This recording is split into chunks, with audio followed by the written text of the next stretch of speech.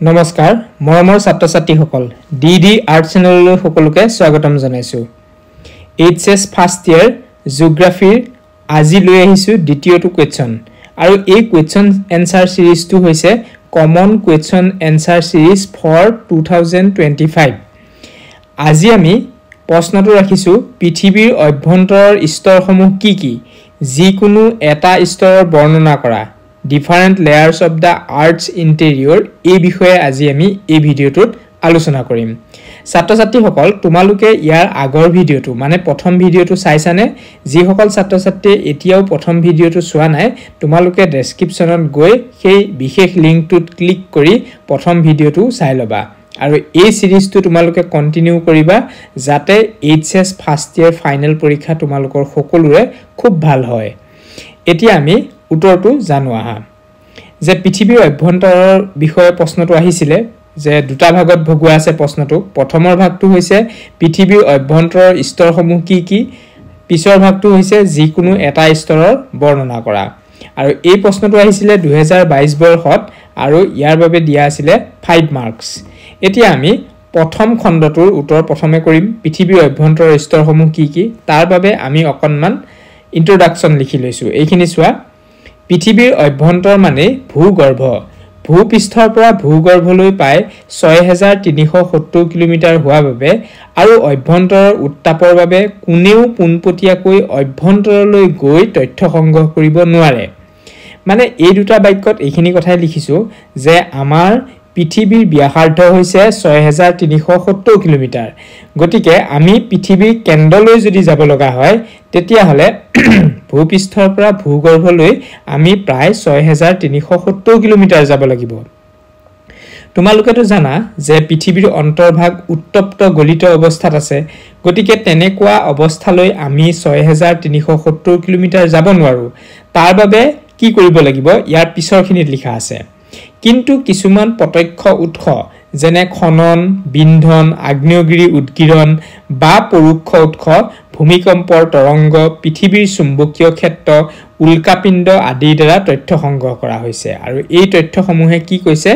যে আমাৰ অন্তৰ্ভাগ যে জুলীয়া অৱস্থাত আছে এই কথাটো আমাক কৈছে আৰু অতি উত্তপ্ত অৱস্থাত যে আছে এই বিষয়ে আমাক জনাইছে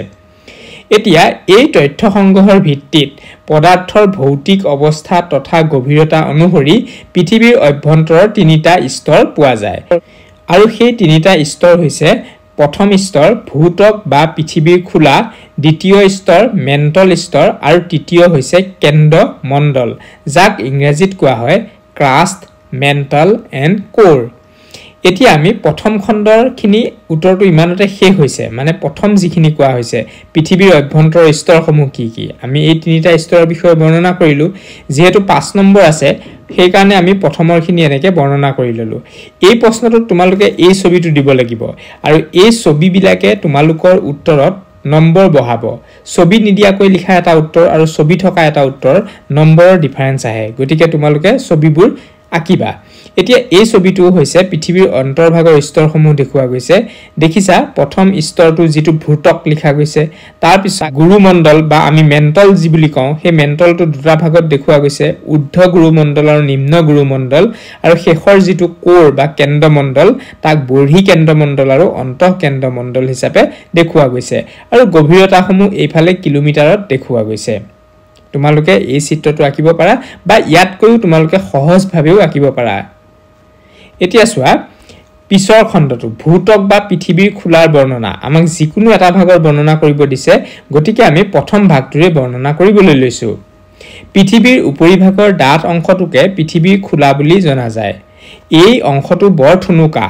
ইয়াৰ ঘনত্ব বা ডাঠ মহাদেশ আৰু মহাসাগৰত বেলেগ বেলেগ মই এই বাক্যটো ছবিটোত দেখুৱাইছো চোৱা এই ছবিটো দেখিছা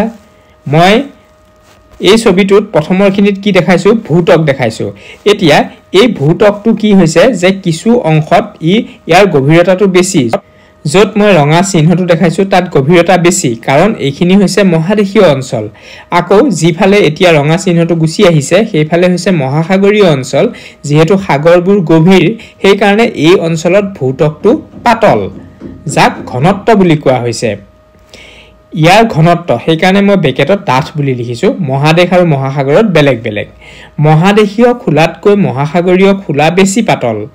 মহাসাগৰীয় খোলা গড়ে 5 কিলোমিটাৰ ডাঠ আনহাতেদি মহাদেশীয় খোলা গড়ে প্ৰায় 30 কিলোমিটাৰ ডাঠ মহাদেশৰ যিবোৰ ঠাইত ওখ ওখ পৰ্বত আছে তাত ডাঠৰ পৰিমাণ দেখা যায় হিমালয় পৰ্বত থকা ঠাইত পৃথিৱীৰ খোলা প্ৰায় 70 কিলোমিটাৰ ডাঠ এটো নিশ্চয় তোমালোকে বুজি পাইছা মই কিখিনি ক'ব বিচাৰিছো এতিয়া চোৱা পৃথিৱীৰ খোলা স্তৰৰ গড় ঘনত্ব 2.7 গ্ৰাম প্ৰতি ঘন সেন্টিমিটাৰ এই স্তৰত সাধাৰণতে সিলিকন Si আৰু এলুমিনিয়াম Al থকা বাবে সিলিকনৰ Si আৰু এলুমিনিয়ামৰ Al চিয়াল স্তৰ বোলা হয় এই ভূতক বা খোলাৰ পৰৱৰ্তী স্তৰটোৰ নাম হৈছে মেণ্টল স্তৰ এতিয়া আমি এইখিনি কথাৰে এই উত্তৰটো সামৰণি মাৰিলো এতিয়া এই উত্তৰখিনিৰ বাবে এনে ধৰণৰ প্ৰশ্ন হ'ব পাৰে যে পৃথিৱীৰ অভ্যন্তৰৰ বৰ্ণনা কৰা তেতিয়াও আমি এইখিনি কথাই লিখিব লাগিব ভূতক বা খোলা বুলিলে কি বুজা তেতিয়া আমি এই পিছৰ খণ্ডটো যিখিনি লিখিলো ভূতক কাক বোলে এইখিনি কথা লিখিব লাগিব ভূগৰ্ভৰ তথ্য সংগ্ৰহ কৰিব পৰা দুটা প্ৰত্যক্ষ আৰু দুটা পৰোক্ষ উৎসৰ নাম লিখা ইয়াৰ বাবে কি লিখিব লাগিব যে প্ৰত্যক্ষ উৎস আৰু পৰোক্ষ উৎস মই যে ইয়াত লিখিছো প্ৰত্যক্ষ উৎস হৈছে খনন আৰু বিন্ধন আৰু পৰোক্ষ উৎস হৈছে দুটা ভূমিকম্পৰ তৰংগ আৰু পৃথিৱীৰ চুম্বকীয় ক্ষেত্ৰ ইয়াৰ পাছত এনে ধৰণৰ প্ৰশ্ন হ'ব পাৰে পৃথিৱীৰ অন্তৰ্ভাগৰ স্তৰ কেইটা আৰু কি তেতিয়া আমি ডাইৰেক্ট লিখিম পৃথিৱীৰ অন্তৰ্ভাগৰ স্তৰ তিনিটা সেই কেইটা হৈছে ভূতক বা পৃথিৱীৰ খোলা মেণ্টল স্তৰ আৰু কেন্দ্ৰমণ্ডল আশা কৰিছো তোমালোকে এই উত্তৰটো চাই ভাল পাইছা আৰু তোমালোকে মনত ৰাখিবলৈ যত্ন কৰিবা আৰু এই ভিডিঅ' সিৰিজটো তোমালোকে কন্টিনিউ কৰিবা আজি ভিডিঅ'টো ইমানতে সামৰিছো ধন্যবাদ